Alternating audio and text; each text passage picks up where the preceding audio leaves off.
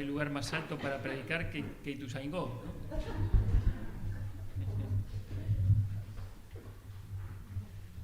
Muy bien.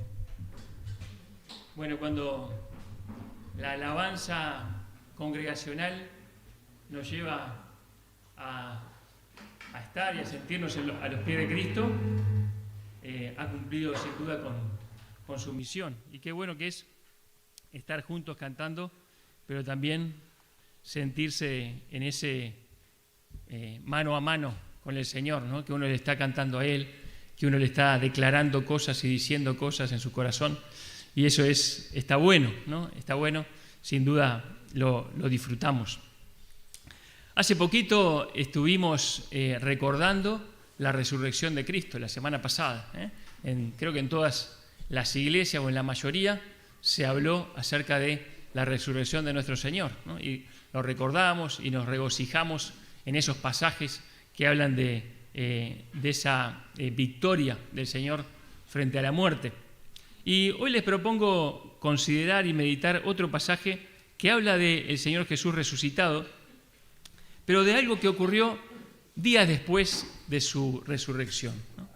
Les invito a abrir la Biblia en Juan capítulo 21, un capítulo sin duda por muchos muy conocido. Es un capítulo de restauración. Sin duda que uno necesita restauración muchas veces en su vida, ¿verdad? A veces de nuestro caminar, porque hemos tropezado, a veces de nuestra pasión, porque nos hemos apocado, y de tantas cosas, ¿no? Y acá vamos a ver cómo el Señor Jesús iba a restaurar al apóstol Pedro. Cómo iba a quedar claro, no solamente para el apóstol, sino para todos, que él estaba restaurando después de la caída, después de la negación. Y vamos a tratar de aprender muchas cosas de este pasaje tan especial. La lectura es un poquito extensa, pero vale la pena sin duda. Así que vamos a leer Juan 21. Dice: después de esto, Jesús se manifestó otra vez a sus discípulos junto al mar de Tiberias, y se manifestó de esta manera. Estaban juntos Simón Pedro, Tomás llamado el Dídimo, Natanael el de Caná de Galilea, los hijos de Zebedeo y otros dos de sus discípulos. Simón Pedro les dijo: voy a pescar. Ellos le dijeron: vamos nosotros también contigo. Fueron y entraron en una barca, y aquella noche no pescaron nada. Cuando ya iba amaneciendo, se presentó Jesús en la playa, mas los discípulos no sabían que era Jesús. Y les dijo: hijitos, ¿tenéis algo de comer? Le respondieron: no. Él les dijo: echad la red a la derecha de la barca y hallaréis. Entonces la echaron, y ya no la podían sacar por la gran cantidad de peces. Entonces aquel discípulo a quien Jesús amaba dijo a Pedro: ¡es el Señor! Simón Pedro, cuando oyó que era el Señor, se ciñó la ropa porque se había despojado de ella y se echó al mar. Y los otros discípulos vinieron con la barca arrastrando la red de peces, pues no distaban de la tierra sino como 200 codos. Al descender a tierra vieron brasas puestas y un pez encima de ellas y pan. Jesús le dijo: traed los peces que acabáis de pescar. Subió Simón Pedro y sacó la red a tierra, llena de grandes peces, 153, y aún siendo tantos la red no se rompió. Le dijo Jesús: venid, comed. Y ninguno de los discípulos se atrevía a preguntarle: ¿tú quién eres?, sabiendo que era el Señor. Vino pues Jesús y tomó el pan y les dio, y asimismo el pescado. Esta era ya la tercera vez que Jesús se manifestaba a sus discípulos después de haber resucitado de los muertos. Cuando hubieron comido, Jesús dijo a Simón Pedro: Simón, hijo de Jonás, ¿me amas más que estos? Le respondió: sí, Señor, tú sabes que te amo. Él le dijo: apacienta mis corderos. Volvió a decirle la segunda vez: Simón, hijo de Jonás, ¿me amas? Pedro le respondió: sí, Señor, tú sabes que te amo. Le dijo: pastorea mis ovejas. Le dijo la tercera vez: Simón, hijo de Jonás, ¿me amas? Pedro se entristeció de que le dijese la tercera vez: ¿me amas? Y le respondió: Señor, tú lo sabes todo, tú sabes que te amo. Jesús le dijo: apacienta mis ovejas. De cierto te digo, cuando eras más joven te ceñías e ibas a donde querías, mas cuando ya seas viejo, extenderás tus manos y te ceñirá otro y te llevará a donde no quieras. Esto dijo dando a entender con qué muerte había de glorificar a Dios. Y dicho esto, se añadió, sígueme. Volviéndose Pedro, vio que le seguía el discípulo a quien amaba Jesús, el mismo que en la cena se había recostado al lado de él y que le había dicho, Señor, ¿quién es el que te ha de entregar? Cuando Pedro le vio, dijo a Jesús, Señor, ¿y qué de éste? Jesús le dijo, si quiero que él quede hasta que yo venga, ¿qué a ti? Sígueme tú. Este dicho se extendió entonces entre los hermanos, que aquel discípulo no moriría. Pero Jesús no le dijo que no moriría, sino, si quiero que él quede hasta que yo venga, ¿qué a ti? Este es el discípulo que da testimonio de estas cosas. Y escribió estas cosas y sabemos que su testimonio es verdadero. Y hay también otras muchas cosas que hizo Jesús, las cuales, si se escribieran una por una, pienso que ni aún en el mundo cabrían los libros que se habrían de escribir. Amén. Muy bien. Si la otra semana nos estuvo hablando Samuel acerca un poco de el libro de Juan, nos decía que sin duda que fue el último evangelista que escribió su evangelio, ¿no? Pero decía o aventuraba Samuel que dice, bueno, quizás fue inclusive el último libro del canon, ¿no? El último libro escrito, ¿no? No sabemos si esto fue así, pero si fue así, estamos leyendo el último capítulo de toda la revelación, ¿no? Sería interesante esa idea.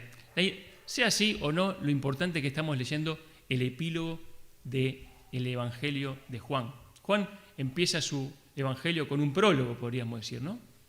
Hablando de el Verbo encarnado, de la eternidad del Señor Jesús, ¿no? Y termina con este capítulo tan especial, ¿no? De restauración, como decíamos. Empieza diciendo después de esto. ¿A qué se refiere? Bueno, después de lo que ya ha contado, después de la resurrección, después de la aparición a todos menos Tomás, después de la aparición a todos con Tomás, ¿no? Y después ocurre entonces esto que estamos leyendo. Dice el evangelista Lucas que muchas veces apareció Jesús a sus discípulos en diferentes lugares, ¿no? Hablándole diferentes cosas, enseñándoles, ¿no? Animándoles, dándoles mandamientos, instrucciones, ¿no? Y esta fue la tercera vez que apareció al conjunto de sus discípulos. Ya había aparecido a María Magdalena, había aparecido a Cleofas y el otro que caminaba hacia Emaús, ¿no? Pero esta fue la tercera vez que apareció a sus discípulos estando reunidos. Y dice junto al mar de Tiberias, y es el mar de Galilea, otra manera de llamar el mar de Galilea. Ese mar que había sido testigo de tantas cosas muy importantes, ¿no? El mar donde el Señor Jesús calmó la tempestad. El mar donde Jesús vino caminando sobre el agua y Pedro caminó sobre el agua. El mar a cuyas orillas se había dado también la primer pesca milagrosa. Aquella donde Pedro quedó impactado con el Señor Jesús y le dijo, Señor, apártate de mí, porque soy hombre pecador. Y Pedro recibió las palabras de Jesús, ahora, a partir de ahora, vení en pos de mí y haré que sean pescadores de hombres. Todo eso había ocurrido en el mar de Galilea, pero ahora iba a ocurrir esto tan especial, tan importante.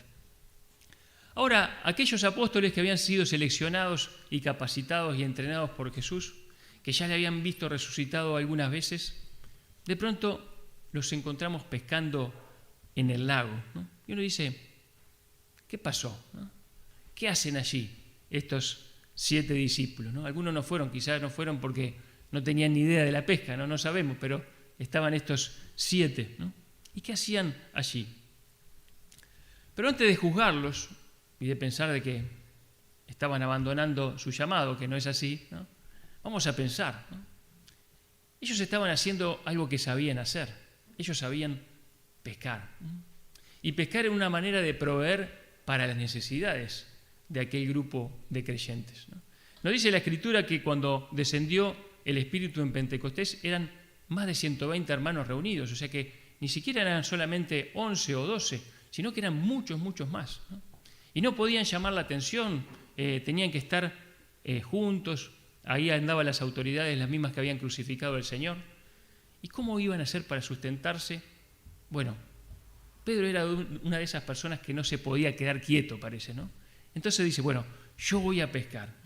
Pienso que en el corazón de Pedro, no sabemos si esto fue así, pero en el corazón de Pedro lo que quería hacer era proveer para las necesidades. Que si no había ya, todavía, pronto, quizá las habría. Así que estaban yendo a pescar, ¿no? Aquellos que habían visto al Señor Jesús resucitado hace pocos días, sería una locura pensar que estaban abandonando el llamado. No era así, ¿no? Sino que estaban tratando de proveer para una necesidad quizá de sustento.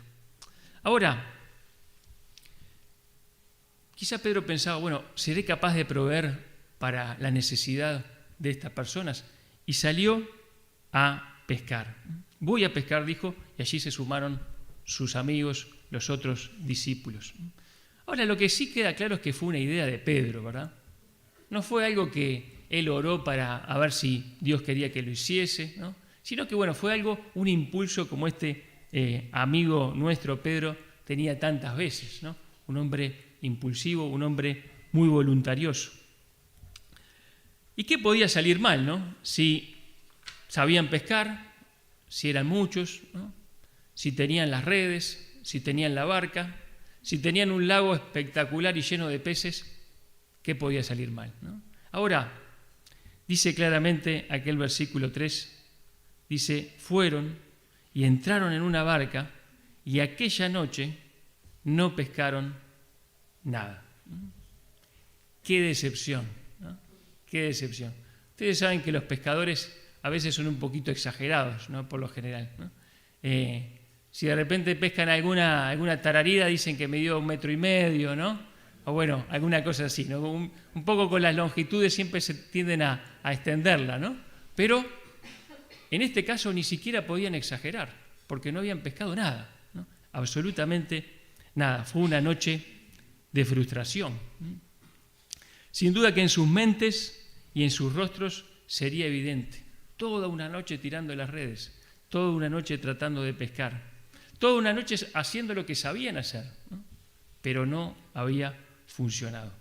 Y esto es una lección que debemos aprender, ¿no? Mis propios esfuerzos me van a llevar a volver con las manos vacías, ¿no? Y esto es así, cuanto más cuando hablamos de la obra, ¿no? Si yo trato de hacer la obra del Señor con mis propios esfuerzos, voy a volver frustrado, voy a volver con las manos vacías. Ahora, ¿no les había prometido el Salvador que si ellos buscaban primeramente el reino de Dios y su justicia, lo demás les sería dado por añadidura? Claro que sí, ¿no? Él tenía cuidado de ellos, él iba a proveer para sus necesidades, ¿no? ¿Sería que realmente tenían que estar allí haciendo aquello? ¿O no? La Biblia no lo explica así, ¿no? Pero lo que una cosa sabemos y tenemos claro, y es que Jesús había dicho, separados de mí, nada podéis hacer. Quizás fue la última vez que Pedro necesitó aprender esta lección, ¿no? Que separado del Señor en su propia voluntad, nada podía hacer. Ni siquiera podía pescar más por su cuenta, ¿no? Ya no era un pescador de peces y ya no lo podía hacer más. Ellos habían recibido un llamado irrevocable, ahora eran pescadores de hombres y estaban en las manos del Señor. Y pensaba, ¿no? Esta pesca sin fruto muestra cuán inútiles son los esfuerzos humanos por hacer algo aparte de la ayuda divina. Y mucho más si pensamos en la obra. Ahora, cuando iba amaneciendo, cuando clareaba ya, imagínense esa escena, ¿no? En el lago, y de pronto está empezando a salir los primeros resplandores del sol, se presenta Jesús. Simplemente está allí, en la playa, ¿no? Y no sabían que era Jesús, ¿eh? Su aspecto no era exactamente igual al de Jesús antes de morir. Él había transcurrido por la experiencia de la muerte y la resurrección y la glorificación. Y estaba allí medio lejos en la orilla. Se presentó el Señor y les habló prontamente.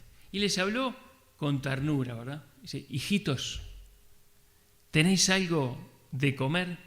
Ahora imagínense a un grupo de hombres que habían tratado de ir a pescar para proveer comida y de pronto se aparece un extraño y le dice, ¿tienen algo de comer? Esa pregunta era la peor que nos podían haber hecho, ¿no? En este día frustrante, en esta noche frustrada, ¿no? Ahora yo pensaba, ¿por qué el Señor Jesús le preguntó esto? ¿Sería que Él le estaba pidiendo algún pez para comer? Seguro que no, ¿no? ¿Sería que Él no sabía que no había pescado nada? Tampoco, Él sabe todas las cosas, ¿no? Yo creo que Él le preguntó esto justamente para que le respondieran, ¿no? Para que fueran conscientes de lo inútil que había sido este esfuerzo personal, ¿no? Y le dijeron lisa y llanamente, ¿no? No abundaron en explicaciones, le dijeron no tenemos nada de comer. Ahora, unos años antes, en Samaria, habían ido a buscar algo para comer también, y Jesús había quedado al borde del pozo de Jacob, ¿se acuerdan, no? De esa escena. Y cuando volvieron trayendo comida, Jesús estaba hablando con la mujer samaritana. Y bueno, aquella mujer salió corriendo hacia la ciudad a contar que había encontrado al Salvador. Y entonces le pusieron la comida allí y dice, Rabí, maestro, come. Dice, mira, yo tengo una comida que comer que ustedes no saben. Se miraron y dice, ¿le habrá traído alguien de comer? ¿No? Dice, mi comida es que haga la voluntad del que me envió y acabe su obra. Eso era lo que alimentaba el alma, el interior del Señor Jesús. Quizás en este momento ellos no estaban comiendo de esa comida. Había sido su propia voluntad la que había traído allí, ¿no? En esa noche. Buscaban su comida en otro lugar, pero, queridos, la comida del discípulo es hacer la voluntad de Dios, ¿no? Es hacer la voluntad del Padre. Lo único que nos va a llenar el alma, lo único que nos va a llenar la vida, es hacer la voluntad del Señor y del Maestro, cumplir su misión. Entonces me hacía la primera pregunta, ¿no? ¿Estás comiendo esta comida? ¿O estás con hambre y buscando comida? Solo vivir para el propósito divino va a saciar el hambre de tu alma. ¿No tenés que comer para ti? ¿Cuánto menos tendrás para dar? Primero hay que saciarse de esa comida para poder compartirla con otros. Ahora, cuando había quedado claro que no tenían nada, ahora sí iban a recibir una orden expresa del Señor. Ahora sí iban a tener que tirar la red en la palabra del Señor, ¿no? ¿Saben? No tenemos registro de que Pedro hubiese pescado muchas veces más, ¿no? Después de aquella pesca milagrosa, de la primera vez que el Señor Jesús lo llamó, y él dijo, en tu palabra echaré la red, y tiró, y sacó la red llena de peces que la red se rompía, ¿no? Después tenemos otro registro que fue cuando pescó con el anzuelo el pez que tenía el estatero. ¿Se acuerdan de aquello? ¿No? O sea que esa pesca también, esa pesca mínima, pero también así había sido en la palabra de Dios, ¿no? En obedeciendo la voz del Señor Jesús. Y ahora que habían salido a pescar, pero como una voluntad personal, no habían pescado nada. Y en este momento reciben una orden del Señor. Dice, echen la red a la derecha de la barca y van a encontrar, y van a echar, van a sacar. Ahora, yo me imagino esa escena, ¿no? Que Jacobo, Juan, Pedro se deben haber mirado entre ellos, ¿no? Haber dicho, ¿vieron cuando dice, esto ya me pasó? Esto me parece ya lo viví, esta película ya la vi, ¿no? Una especie de déjà vu, como dicen, ¿no? Pero de alguna manera dijo, bueno, tiramos, ¿no? Tiraron la red a la derecha y dice allí que inmediatamente no la podían sacar por la gran cantidad de peces. ¡Qué milagro tremendo!, ¿no? Como si todos los peces que andaban allí en la vuelta hubiesen recibido esa orden de meterse en la red, ¿no? Ya no la podían sacar, solamente la palabra del Señor. sin ningún esfuerzo. Y ellos obedeciendo la voz de Dios, no haciendo una cosa diferente a la que habían estado haciendo hasta ese momento, solamente echaron la misma red, en la misma barca, con las mismas manos, ¿no? Pero ahora obedeciendo su voz. ¿Y qué pasó? La red se llenó de peces. Obedecer la voz del Señor nos hace siervos fructíferos. No trates de hacer su obra en tus fuerzas, porque nada vas a lograr. Es una buena conclusión que podemos sacar de esta parte del pasaje.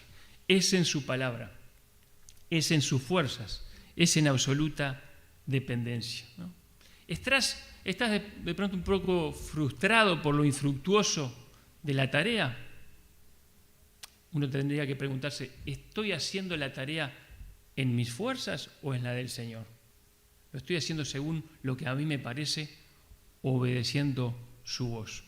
Cuando hago la voluntad del Señor, bueno, las cosas cambian, ¿no? Y de alguna manera voy a reconocer la obra del Señor. ¿Y qué es el Señor el que está haciendo la obra? Por eso Juan dijo, es el Señor, ¿no?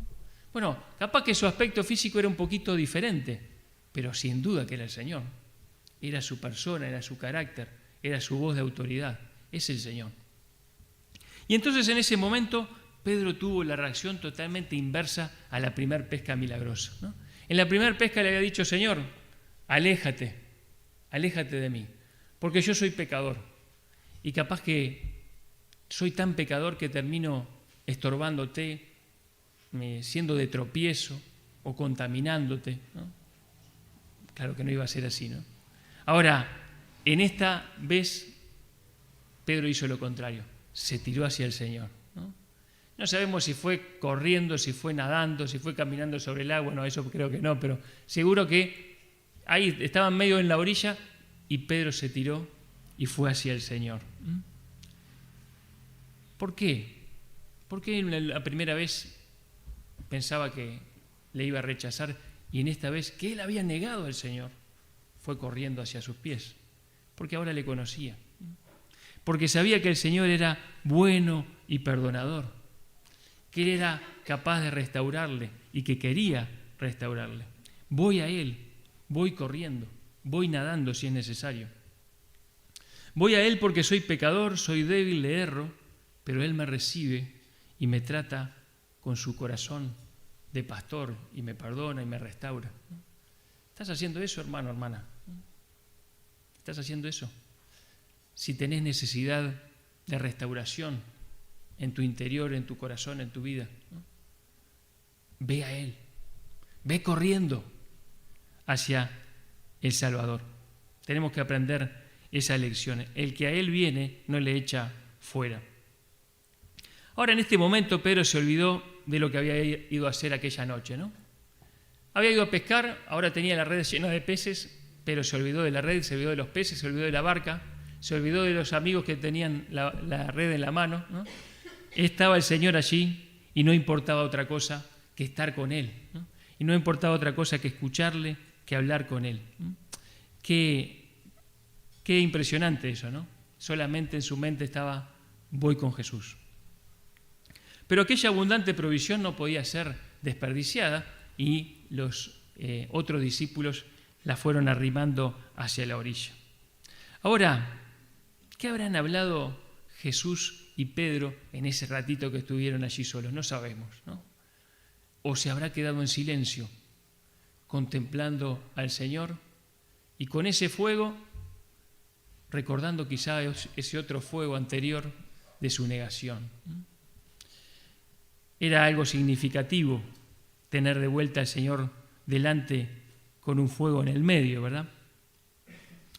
Ahora, el primer fuego había sido testigo de su negación, pero ese segundo fuego iba a ser testigo de su plena restauración. Una escena familiar. El Señor, los discípulos, un fueguito ahí, un pescado a las brasas, ¿no? Preparado por el mismo Señor, un pan. Les invitó a comer, les invitó a desayunar. Dice, vengan, coman. El Señor les dio de comer. Él es el que sacia nuestra hambre, ¿no? El que sacia nuestra sed. Él es el que nos puede y nos quiere llenar. Ahora, nadie se atrevía a preguntarle quién era, porque sabían que era el Señor, ¿no? ¿Cómo le iban a preguntar? Estaban allí, Señor resucitado, glorificado. Era un momento solemne, nadie quería hablar. Y entonces el que habló fue el Señor. Ahora, pensaba, ¿no? Que tu hambre no tenga más hambre ni más sed. Quedó claro que Jesús es el Señor, que debemos hacer su voluntad y no la nuestra, que debemos hacerlo en sus fuerzas y no en las nuestras, y que Él se ocupa siempre de las necesidades de sus hijos. Pero esta primera escena como que se cierra allí y empieza esa escena de la pregunta de Jesús directamente a Pedro. Cuando hubieron comido, Jesús dijo a Simón Pedro: Simón, hijo de Jonás, ¿me amas más que estos? ¿Por qué no le dijo Pedro? Si Pedro era el nombre que el Señor Jesús le había puesto. Bueno, a veces el Señor le había llamado Simón, hijo de Jonás. Y la última vez había sido cuando le dijo: Simón, ¿no? Satanás os ha pedido para zarandearos como a trigo. Pero yo he rogado por ti que tu fe no falte, y tú, una vez vuelto, confirma a tus hermanos. ¿Y qué le había dicho Pedro? ¿Qué? No, irme a qué lugar, ¿no? Yo, si es necesario, muero por ti, ¿no? Yo, Señor, yo estoy dispuesto a entregar todo por ti. Entregar todo, Pedro.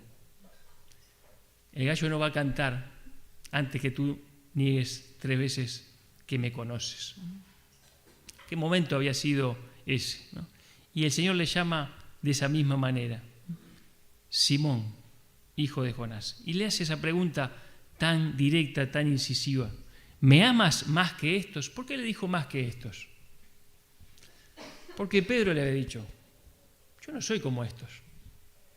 Estos se van a ir, estos te van a dejar, ¿no? Estos se van a salir corriendo, pero yo no. Yo sí, yo estoy dispuesto, yo te amo más, ¿no? Esa había sido de alguna manera su declaración. Y por eso el Señor Jesús le dice: ¿me amas más que estos? Qué pregunta, ¿no? Ahora vemos el tema de qué término usó el Señor Jesús para hablar del amor. Pero yo creo que el Señor le estaba dejando claro varias cosas a Pedro. Varias cosas podemos aprender de esta pregunta, o de estas 3 preguntas. Primero que nada, le iba a quedar claro a Pedro que él iba a ser totalmente restaurado. A través de estas 3 preguntas y de la declaración y de la encomendación de apacentar sus ovejas, el Señor lo restauró plenamente a Pedro. ¿Se acuerdan que, según el relato de Juan, había aparecido una vez, no estando Tomás, había aparecido otra vez estando Tomás, pero allí por lo menos no se nos relata nada que hubiera hablado directamente con Pedro acerca de la negación? Eso estaba en el aire. ¿Y qué iba a pasar? Y acá Pedro recibió la plena restauración. Qué bueno es saber que Él es capaz de restaurarnos. Es capaz de restaurarnos. Así que lo primero fue: eres restaurado al pleno servicio. Pero lo segundo, en segundo lugar, le estaba dejando claro un poco lo que nos decía Pablo en las alabanzas, ¿no? Que hay un solo motivo que nos tiene que llevar a servir al Señor, y es el amor. Le iba a hacer una encomendación, pero antes le preguntó una cosa: ¿me amas? ¿Me amas? Si le amaba, le iba a servir. Y solo si le amaba, le iba a servir como el Señor quería que le sirviera. Dice: si me amáis, guardad mis mandamientos. Y dice lo que leíamos: el amor de Cristo nos constriñe. Es el amor de Cristo lo que nos obliga, lo que nos impulsa. Yo ahora vivo para Él. Yo le amo porque Él me amó primero, pero ahora le sirvo por amor y por amor le obedezco. Ese es el único motor autorizado, podríamos decir, para el servicio. Ni se nos ocurra, hermanos, servir por otro motivo que no sea por amor al Señor. Que no sirvas en la carne para competir, para demostrarle algo a alguien o a ti mismo, o porque todos lo hacen, ¿no? O para agradar a algunos. Solo el amor a Cristo es el motor digno para el servicio. Y es el único que te va a permitir superar los obstáculos que vengan. El amor a Cristo y el amor, por supuesto, a los hermanos. El amor es el motor. Pero en tercer lugar, le está diciendo, estás plenamente restaurado. El amor va a ser lo que te va a motivar y lo único que te puede dirigir y dar fuerzas. Pero en tercer lugar, con estas preguntas le estaba dejando claro cuál era el foco de la atención del Señor. ¿Qué era aquello que Pedro debía hacer con más esmero? Él había sido convertido en un pescador de hombres y por supuesto iba a tirar una red allí en Pentecostés, iba a pescar miles, ¿no? Pero en este momento el Señor no le dijo, predicá. Le dijo, pastorea mis ovejas, ¿no? Apacentá mis corderos. Y el Señor Jesús estaba dejando claro que a Él nada le interesa más que sus ovejas. Qué importante eso, ¿verdad? El Señor Jesús quiere que sus ovejas, los creyentes, tengan alimento, que sean pastoreados. Más adelante el pastor Pedro iba a hablar con otros pastores en su carta en el capítulo 5 y dice, apacentad la grey de Dios que está entre vosotros. La grey de Dios que está entre vosotros. Y él sabía de lo que hablaba, ¿no? Él quiere que su pueblo sea pastoreado, más allá de actividades, de eventos, de reuniones, de ministerios, que están bien y hay que hacerlos, pero las ovejas del Señor tienen que ser pastoreadas, ser cuidadas en forma voluntaria, animadas provechosamente, deben ver ejemplos vivos que puedan seguir y que sigan a su vez a Cristo. El Señor puso su foco allí en sus ovejas. Qué llamado más sublime aquel que recibe ese llamado, ¿verdad? El de pastorear las ovejas del Señor, que Él ganó por su propia sangre. Ahora, saben que hay un tema con el idioma acá, como ustedes muchos saben, ¿no? El Señor le habló de amor del tipo ágape, agapao, porque yo no sé griego, ¿no? Pero por allí uno lee así, ¿no? ¿Qué es el amor que el Señor le... ¿Me amas más que esto? ¿Me amas? ¿Me amas? Y ese amor que el Señor Jesús estaba diciendo era el amor incondicional, el amor de Dios, el amor de 1 Corintios 13, el amor que se da aún sin que el otro lo merezca, que parte de la persona que ama. Ese es el amor que le estaba preguntando al principio el Señor Jesús. ¿Me amas? Con ese amor, ágape. Ahora, Pedro ya se conocía, ¿no? Ya se conocía bastante como para andar sacando pecho, como lo había hecho anteriormente, y las pruebas habían dicho que no era tan así como él decía, ¿no? Dice, yo voy hasta la muerte contigo, pero después el devenir de las cosas había demostrado que no era tan así. Entonces él ya no confiaba en su amor. Él no podía decir, sí, yo te amo con ese amor ágape, ¿no? Entonces él dijo, Señor, tú sabes que te amo. Pero esa palabra amo es más parecida a fileo, ¿no? Que es un amor de amigo, un amor de hermano, un amor de familia. Le estaba respondiendo con otra clase de amor. Señor, tú sabes que te amo así, de esta manera. Y es interesante eso, ¿verdad? Que Pedro le habla, bueno, yo te amo con este amor, quizá podríamos decir con un amor imperfecto, pero el Señor dice, está bien, apacienta mis corderos, ¿no? Apacienta mis ovejas. Con ese amor imperfecto, igual es con el amor que me tenés que servir. Ahora, la segunda vez le dijo, ¿me amas? le respondió, tú sabes que te amo, ¿no? Pastorea mis ovejas. Pero la tercera vez el Señor Jesús se baja a ese tipo de amor que había hablado Pedro. ¿Me amas con ese amor filial? Y ahí Pedro le pegó duro eso, ¿no? Porque era la tercera vez y él 3 veces había negado, porque había bajado la pregunta, ¿no?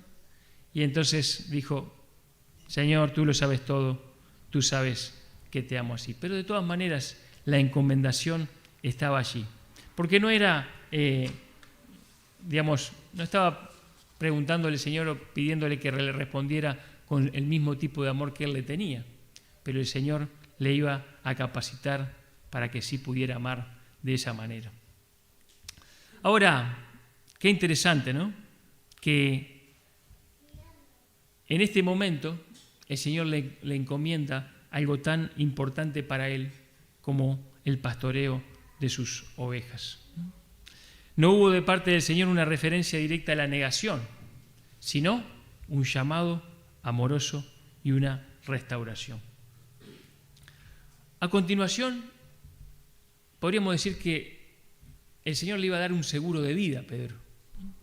¿Cómo es esto? Bueno, sí, porque le dijo, mirá, dando a entender la muerte que él iba a morir, dice, cuando seas viejo va a pasar tal cosa. O sea que Pedro fue una de las pocas personas de la historia que sabía que no iba a morir en ese momento ni dentro de unos pocos días o años, ¿no? El Señor Jesús le aseguró, vas a morir cuando seas viejo y vas a morir de esta manera, glorificándome de esta manera, le dijo el Señor. Extenderás tus manos, ¿no? Serás llevado a donde no quieras. La historia, la tradición dice que Pedro murió crucificado cabeza abajo. Él también murió en el martirio. Ahora, pensaba, ¿no? Está hablando de la muerte. Pedro sí recibió esta seguridad. Mira, no vas a morir hasta que seas viejo. Pero nosotros no tenemos esta seguridad, ninguno de nosotros. Ninguno de nosotros sabe cuándo va a morir. Si va a ser hoy, si va a ser el año que viene o si va a ser dentro de 50 años. No lo sabemos. No lo sabemos. Lo que sí tenemos que saber y hacer es como hacía el apóstol Pablo, ¿no? Él dice, antes bien, con toda confianza, como siempre, ahora también será magnificado Cristo en mi cuerpo, o por vida o por muerte. ¿Cómo hacemos para glorificar a Dios a través de nuestra muerte? Bueno, glorificando a Dios a través de nuestra vida y hasta el último aliento. Dice también el apóstol, porque ninguno de nosotros vive para sí y ninguno muere para sí. Pues si vivimos para el Señor vivimos y si morimos para el Señor morimos. Así pues, sea que vivamos o que muramos, del Señor somos. Hemos de vivir vidas que glorifiquen a Dios. Y cuando nuestra vida termine será un privilegio glorificar a Dios con nuestra muerte. ¿De qué manera? Capaz que probablemente no nos toque el martirio, ¿no? Pero sí llegando hasta el final con fidelidad, habiendo guardado la fe, habiendo sido fieles hasta el final de la carrera. Podríamos decir, en esa última travesía, el Señor te espera en la orilla.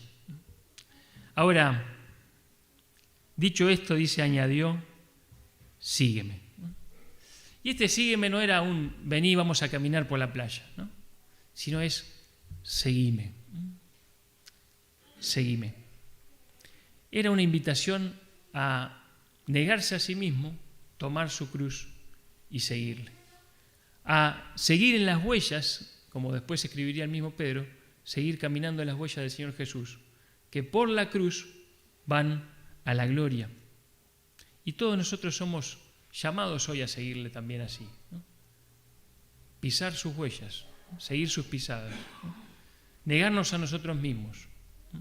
Tomar nuestra cruz y seguir a Cristo. ¿Estás dispuesto hoy a dejar tus cosas, tus propias cosas, y seguir a Cristo? Y la última escena, la de Juan caminando atrás, es una escena maravillosa, ¿no? Pedro y Jesús caminando ahí, yo me los imagino al borde en la orilla, así al borde de la playa, y de pronto se escuchan unas pisadas más jóvenes atrás, ¿no? Y Pedro mira y lo estaba siguiendo Juan. Y Pedro dice, bueno, yo voy a morir cuando sea viejo y voy a entregar mi vida por el Señor. Pero ¿y Juan? ¿Y mi amigo? ¿No? Y le pregunta, ¿no? Dice, ¿y qué de este? Señor, ¿y qué de este? Ya me dijiste lo mío, pero ¿qué de él? ¿No? Y nosotros somos así, ¿no? Siempre queremos saber más. ¿Qué va a pasar conmigo en tal situación? ¿Qué va a pasar con aquel? Queremos saber más, ¿no? Pero el Señor nos dice, bueno, mira, manejate con lo que tenés, con lo que te muestro, no te voy a mostrar todo el camino para adelante, solamente un poco, y tenés que caminar por fe. Y la respuesta del Señor, si nosotros la traducimos al uruguayo, ¿cómo sería? ¿Y a vos qué te importa? ¿No? Es así, ¿no? ¿Y a vos qué te importa lo que le va a pasar a Juan? ¿No? Seguime tú, seguime, ¿no? Si yo quiero que él se quede, que él se vaya, ¿qué te importa a vos? Vos tenés que seguirme. Y hermanos, eso es para nosotros también. Si el Señor quiere tal o cual plan con tal o cual hermano o hermana, y bueno, gloria a Dios por eso, con lo que quiere hacer con nuestros hermanos que están a nuestro lado, pero eso no debería cambiar nuestra responsabilidad delante del Señor, de hacer lo que nosotros tenemos que hacer. El Señor le llama a esa responsabilidad, a responder a eso. Y si yo quiero que Él tal cosa, ¿qué a ti? Tú me tenés que seguir. Tú me tenés que seguir. Que esas cosas que no son de tu incumbencia no hagan cambiar tu fidelidad, tu entrega. ¿Saben? Dentro de poco tiempo, Jacobo iba a morir. ¿Se acuerdan de ese pasaje, no? Jacobo, uno de los 12, murió perseguido por Herodes. Pedro iba a ser preso y liberado gracias a la oración de la iglesia. Juan también moriría de viejo, siendo viejo. Así es el Señor soberano. Él, ¿qué hará con nuestra vida? ¿Qué hará con la vida de nuestros hermanos? No sabemos.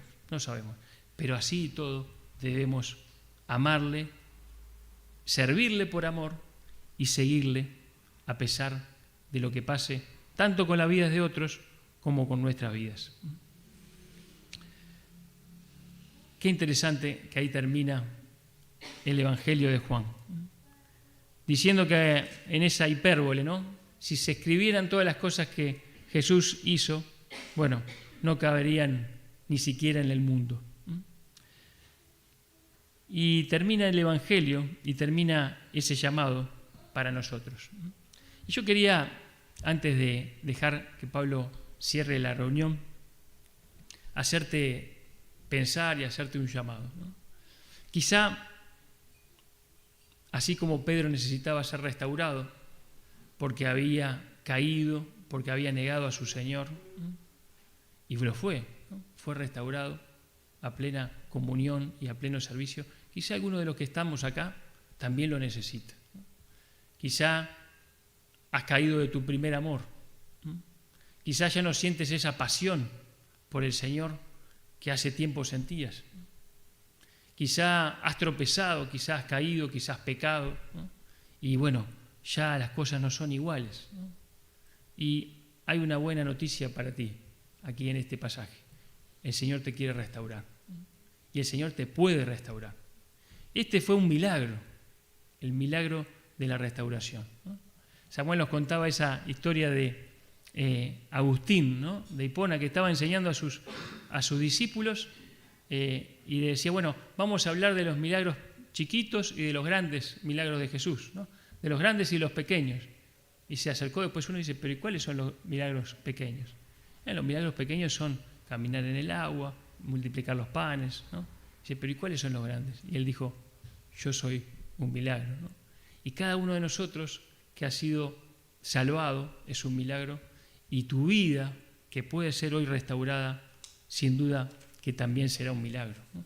Aquella mañana, aquella madrugada, Hubo un milagro impresionante, sobrenatural. Se llenó la red y ni siquiera se rompía. Pero el milagro más grande fue que aquel que había negado al Señor fue restaurado a plena comunión y a pleno servicio. Capaz que hoy te está llamando el Señor para ser también restaurado. Que el Señor bendiga su palabra en nuestros corazones.